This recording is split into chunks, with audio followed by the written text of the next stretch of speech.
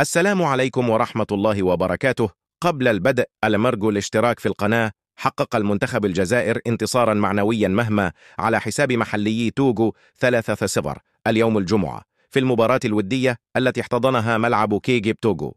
ووقع رامي بن سبعيني على هدف لمحاربي الصحراء في الدقيقتين 19 و67، وأضاف إسلام سليماني الثالث باخ 94.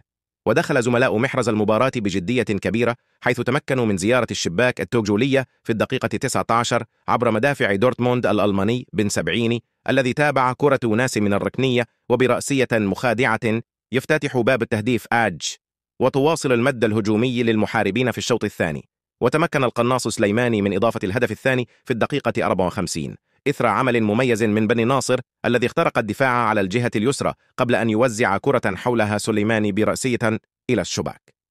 وتولى شايبي تنفيذ ركنية على الجهة اليمنى لتصل الكرة إلى بن سبعيني الذي حولها برأسية قوية إلى الشباك، مضيفا هدفه الشخصي الثاني والثالث للخضر